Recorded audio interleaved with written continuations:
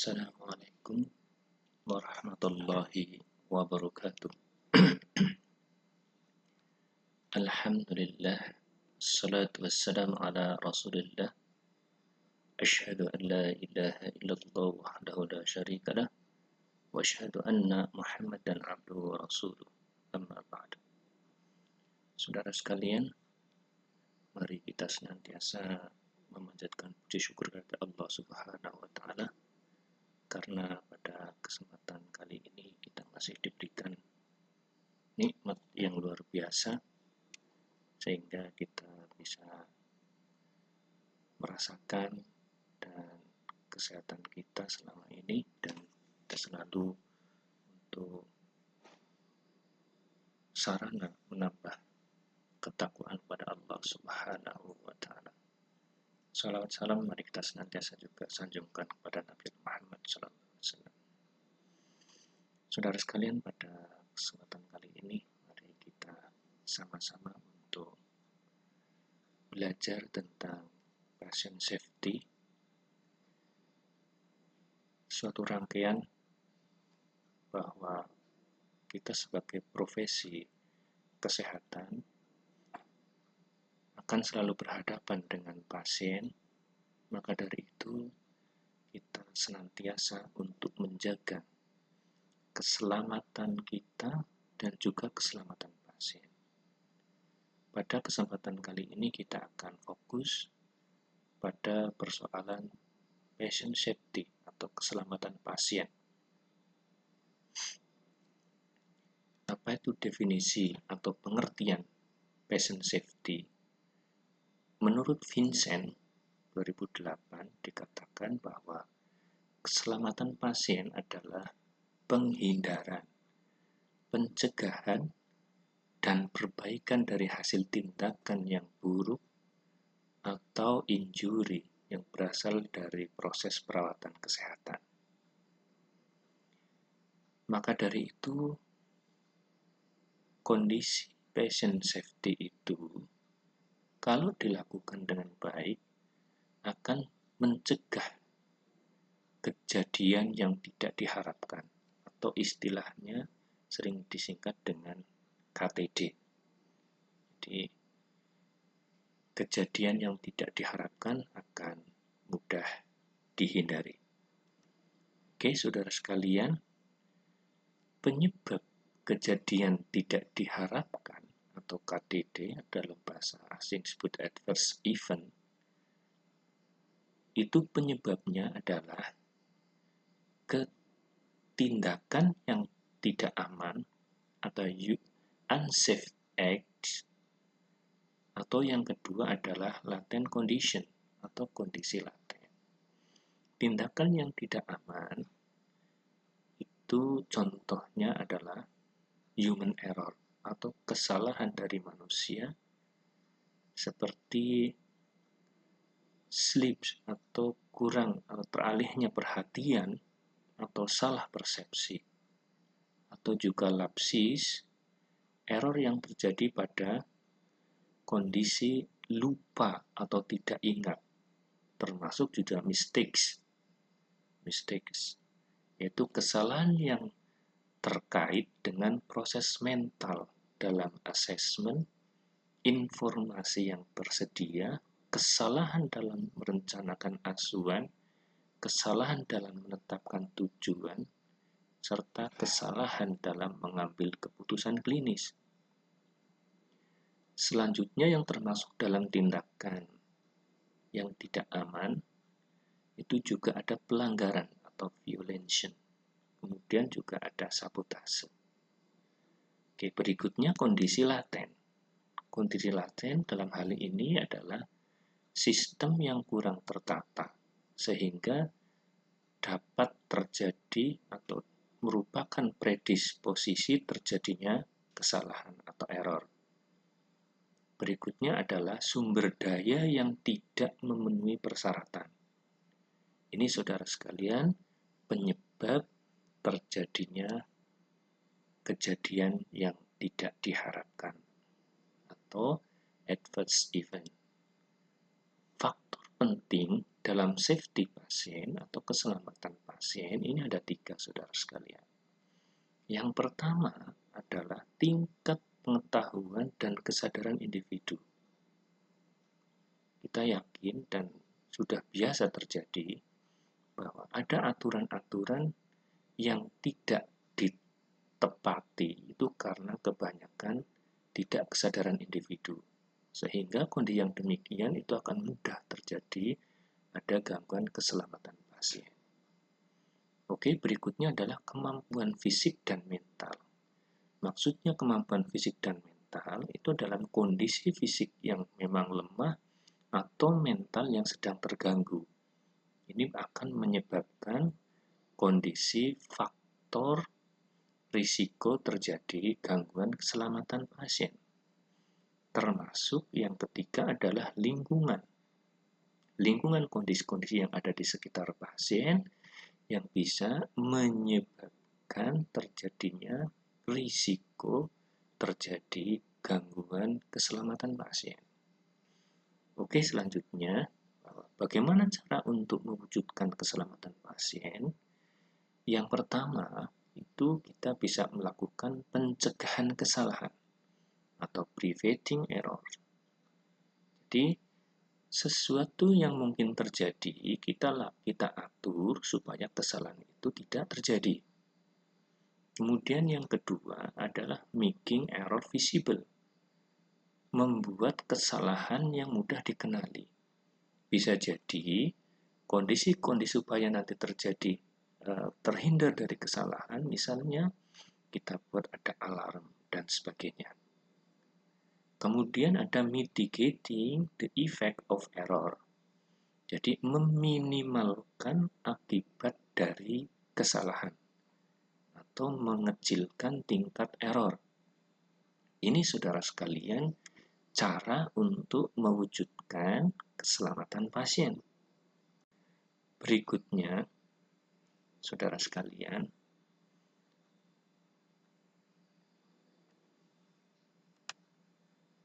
kita akan masuk pada faktor keamanan dan keselamatan dari sisi lingkungan.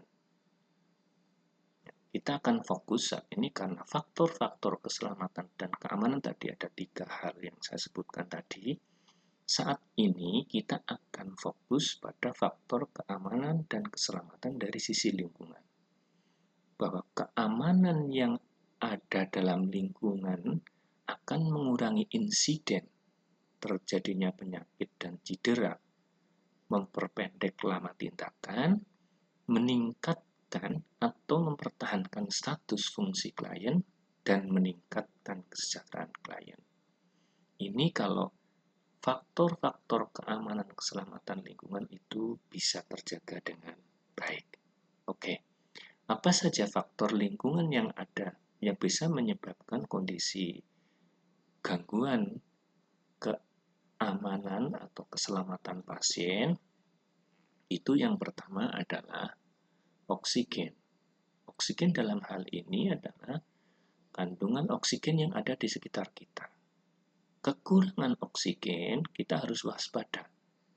Penurunan kadar oksigen dan peningkatan karbon dioksida itu juga akan mengganggu kondisi keamanan pasien.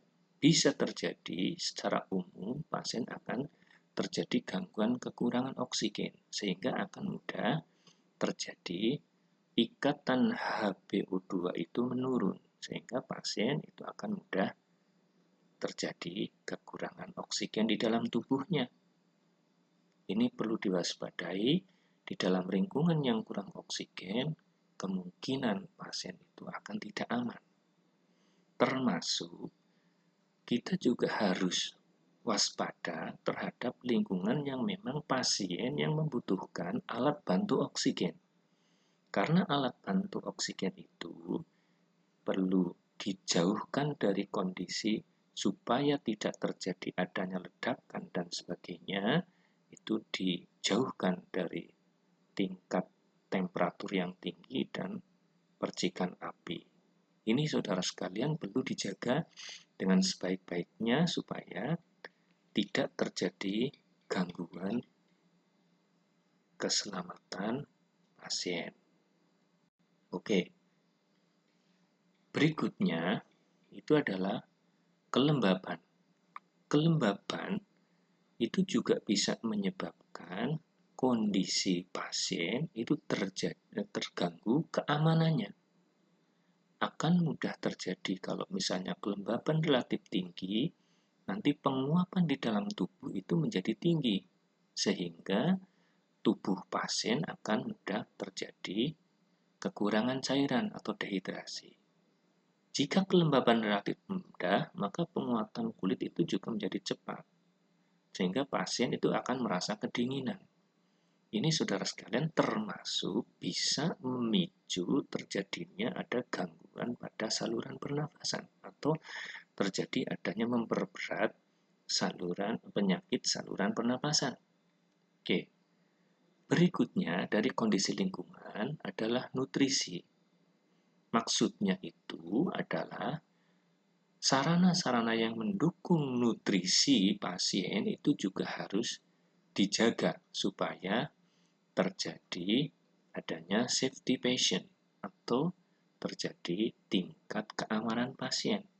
Gangguan nutrisi apabila alat-alatnya itu tidak terjaga, misalnya ada kulkas dan freezer untuk menghangatkan makanan, maka silahkan diwaspadai.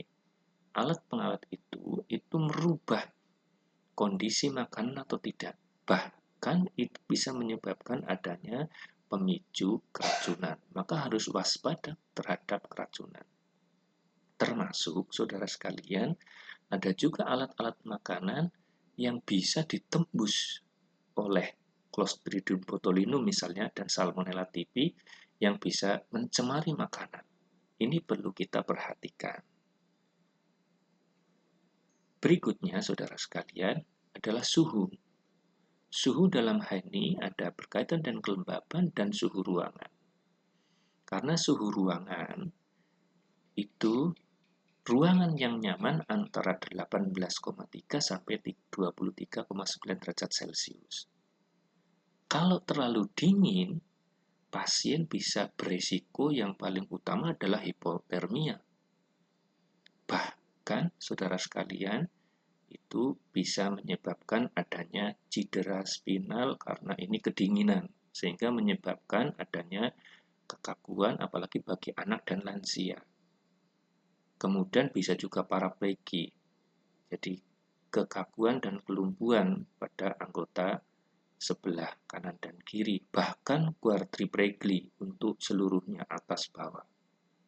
Nah, kemudian kalau kondisi itu terlalu panas, oh iya saudara sekalian, itu ada kondisi suhu itu juga menyebabkan penyakit kronik dan alkoholisme. Maksudnya alkoholisme di situ itu adalah apabila budaya-budaya yang ada di negara dingin itu cenderung untuk konsumsi alkohol. Kemudian terpapar suhu yang terlalu panas bahkan bisa menyebabkan heat stroke. Heat stroke itu adalah kondisi gangguan tubuh akibat karena panas terlalu tinggi. Ini bisa menyebabkan adanya pengaturan suhu di dalam otak itu terganggu. Termasuk, saudara sekalian, bisa menyebabkan kondisi bayi dan lansia itu bisa menyebabkan penyakit kronik. Ini saudara sekalian. Berikutnya, ada pencahayaan. Ini penting, pencahayaan di dalam keselamatan pasien atau keamanan pasien, ya, keselamatan dan keamanan pasien itu pencahayaan itu cukup. Maksudnya ini juga harus diperhatikan karena pencahayaan itu bisa menyebabkan cedera akibat karena injury, karena kekurangan pencahayaan ruangan bisa menjadi gelap, baik pasien yang ada di rumah maupun pasien yang ada di rumah sakit. Maka harus diterangi dengan baik, apalagi kalau rumah yang terdapat ada tangga. Kemudian ada penerangan di dalam garasi apabila memang itu dibutuhkan untuk ambulasi.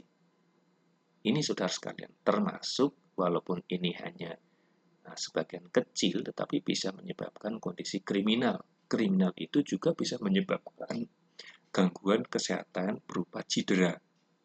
Cedera fisik akibat karena trauma akibat kriminal, bahkan bisa cedera psikologis.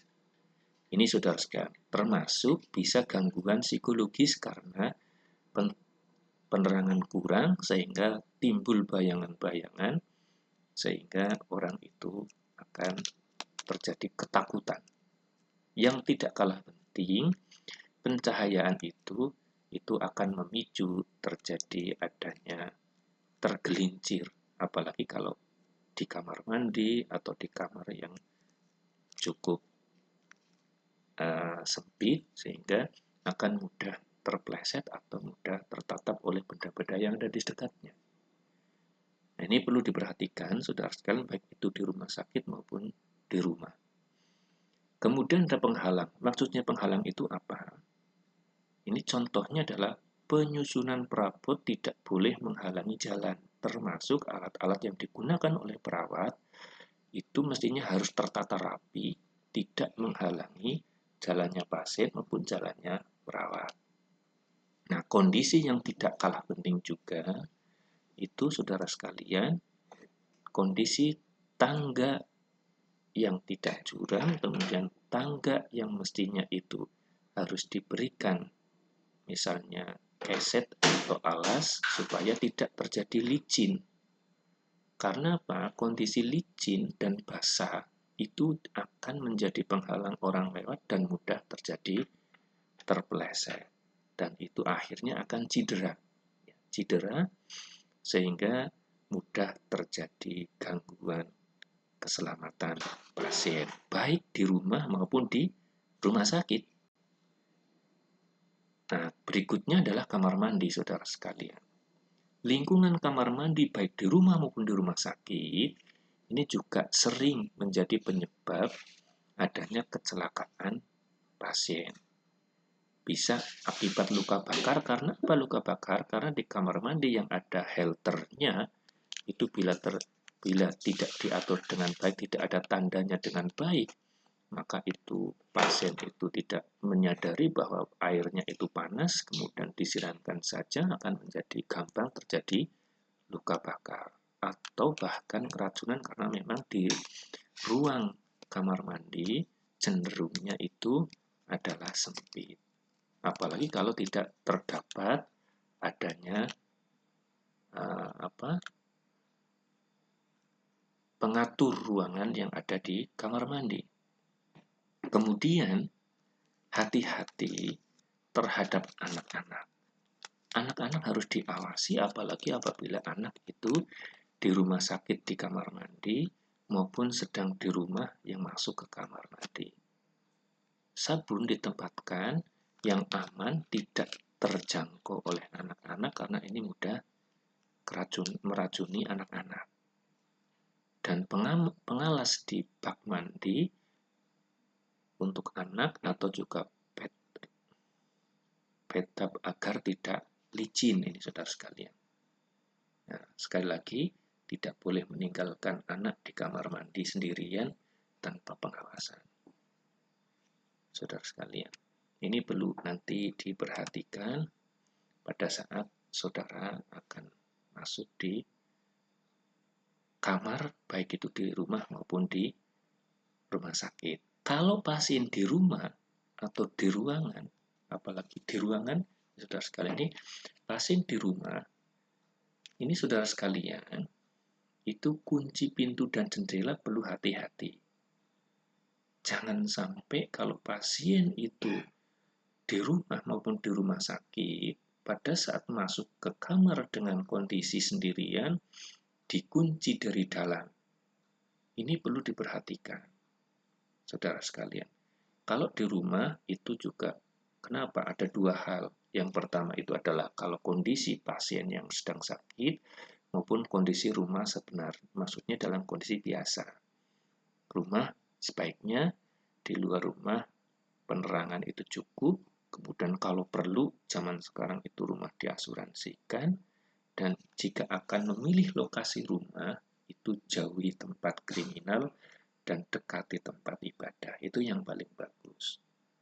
Sehingga akan mudah terjamin untuk safety passion-nya, saudara sekalian. Berikutnya, sanitasi lingkungan. Sanitasi kondisi kebersihan yang ada di sekitarnya, maka harus dijaga. Termasuk ada makanan yang dipak bisa menjadi tempat bakteri. Ini perlu diperhatikan supaya tidak terjadi adanya menambah kondisi sakitnya pasien, bahkan bisa terjadi keracunan. Sampah bisa mengundang faktor, saudara sekalian, yang bisa mengakibatkan penularan penyakit. Termasuk misalnya ada demam tipoid dan hepatitis, itu akibat karena adanya lingkungan yang tidak bersih.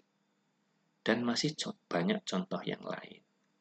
Oke, termasuk di dalam kondisi lingkungan untuk keselamatan pasien, itu juga kontrol polusi. Maksudnya apa? Polusi udara itu kalau terjadi itu bisa menyebabkan gangguan pada saluran pernafasan. Contoh yang ada kalau di ruangan itu misalnya ada insektisida atau obat nyamuk, atau orang merokok di rumah, atau ada gangguan radioaktif sehingga menyebabkan adanya gangguan penyakit kanker dan kelainan komunitas. Kemudian air yang tidak mendidih itu bisa juga menyebabkan adanya kuman tidak mati, ini akibat karena polusi air. Maka ini juga pemicu salah satu penyakit. Kemudian polusi suara menyebabkan gangguan pendengaran, bahkan bisa menyebabkan mulai dari gangguan keseimbangan sampai gangguan pendengaran pada secara umumnya. Kemudian faktor lain, ini imobilitas atau immobility. Ini biasanya menyebabkan kecelakaan fisik dan emosi. Maksudnya apa? Pasien yang tidak mampu untuk bergerak sendiri itu perlu pengawasan tersendiri. Berikutnya adalah kerusakan sensori. Misalnya ada tuli, gangguan penglihatan, gangguan pengecapan. Itu juga merupakan faktor risiko. Maka ini harus dikenali oleh saudara sekalian. Dan kemudian waspada pada pemberian obat. Pemberian obat pada anak bisa overdosis, maka baca kadaluarsa produk, kontrol konsumsi obat baik itu yang antibiotik maupun yang obat yang sifatnya simptomatik, supaya klien tidak resisten. Nah, ini saudara sekalian. Berikutnya, itu ada perubahan fisik yang berisiko jatuh. Contohnya ada artritis, gangguan pada pertulangan. Ini akan menyebabkan gangguan pergerakan sehingga akan mudah terjatuh. Penurunan sirkulasi otak juga akan mudah penurunan kesadaran dan ini mudah terjadi gangguan pasien mungkin bisa terjatuh. Obstruksi mekanik pada pembuluh darah, kemudian penurunan ketajaman pendengaran, penurunan penglihatan, dan juga hipotensi ortostatik.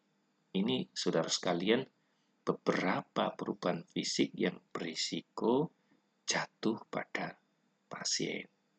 Selanjutnya, ini juga kehilangan sensasi sensori dan posisi, termasuk penurunan massa otot, kekuatan, koordinasi, dan hemiparesis, serta hemiparesis atau hemiplegi, kemudian penurunan keseimbangan, osteoporosis, penurunan aktivitas otot yang penting untuk kecukupan venous return, kemudian penurunan kapasitas pembuluh darah, kemudian juga respon saraf yang lama, termasuk perubahan metabolisme akibat efek sistemik dari obat. Ini makanya perlu dilakukan pengkajian secara komprehensif. Itu saudara sekalian, sebagian faktor dari safety pasien yang termasuk dalam golongan kondisi lingkungan. Dan masih banyak lagi, maka perawat itu harus jeli dalam pengkajian untuk kondisi lingkungan pasien.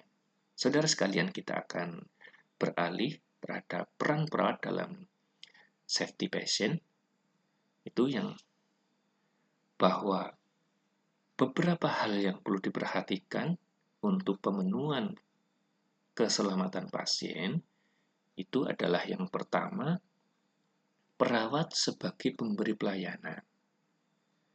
Perawat sebagai pemberi pelayanan itu paling tidak harus mematuhi SOP yang ditetapkan. Kemudian yang kedua yang perlu diperhatikan adalah menerapkan prinsip-prinsip etik dalam pemberian pelayanan keperawatan. Yang ketiga, memberikan pendidikan kepada pasien dan keluarga tentang asuhan keperawatan yang akan diberikan. Termasuk berikutnya yang keempat adalah menerapkan kerjasama tim, baik tim di dalam kesehatan, tim keperawatan dan kesehatan yang lain, dalam pemberian asuhan keperawatan. Kemudian menerapkan komunikasi yang efektif supaya informasi itu jelas, utamanya apa saja yang perlu diperhatikan supaya tidak terjadi adanya kecelakaan pasien. Kemudian ingat ya saudara sekalian, selalu mendokumentasikan dengan benar semua asuhan keperawatan yang diberikan kepada pasien dan keluarga. Apa maksudnya?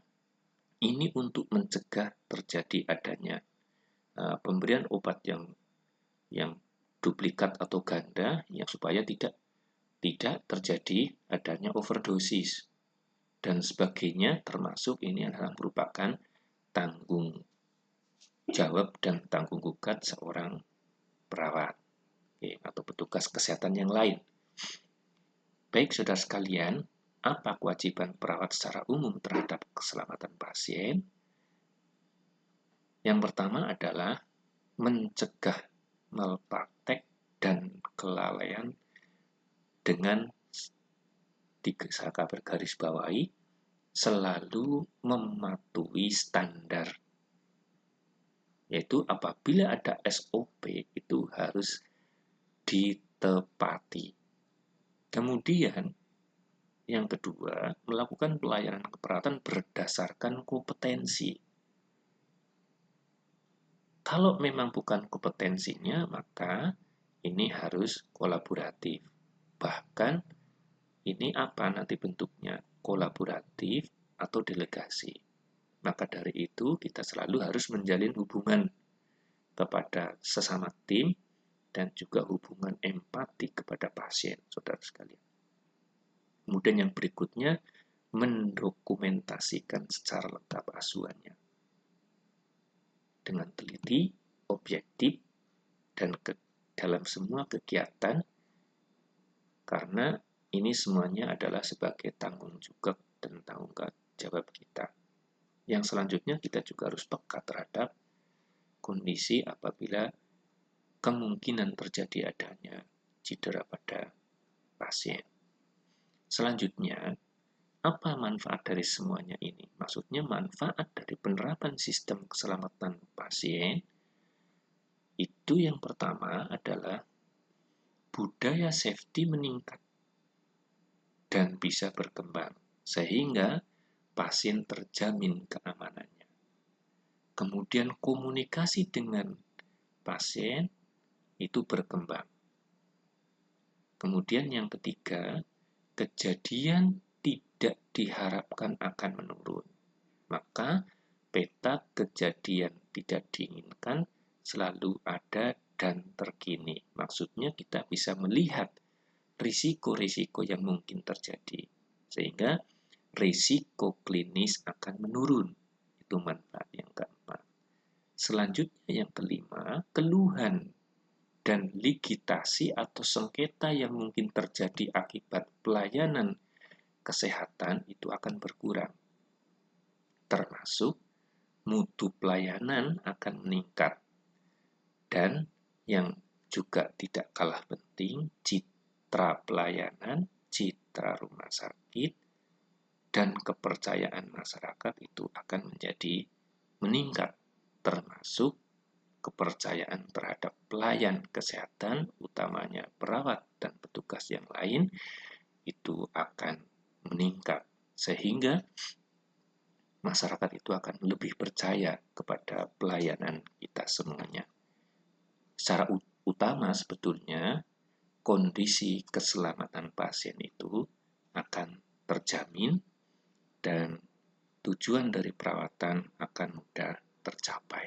Ini saudara sekalian, pada pertemuan kali ini mudah-mudahan bermanfaat untuk kita semuanya, bagi saudara-saudara sekalian, dan kami berharap kepada saudara sekalian nanti bisa mengembangkan ilmu ini dan bisa menerapkan ilmu ini. Karena sekali lagi, di dalam ilmu keperawatan itu adalah bukan yang dihafalkan, tapi ilmu ini adalah yang diamalkan. Sehingga pelayanan kita itu bisa menjamin keselamatan pasien. Mudah-mudahan ini bisa kita lakukan pada saat saudara menjadi profesi perawat di dalam pelayanan keperawatan dan kesehatan, sehingga dapat saudara sekalian itu mendapatkan kebaikan, baik kebaikan di dunia maupun kebaikan di akhirat. Karena pada saat kita melakukan amalan yang sesuai dengan ilmunya dan ikhlas mengharap ridho dari Allah Subhanahu wa Ta'ala. Demikian, banyak kekurangannya mohon dimaafkan. Saya akhiri. Assalamualaikum warahmatullahi wabarakatuh. Terima kasih.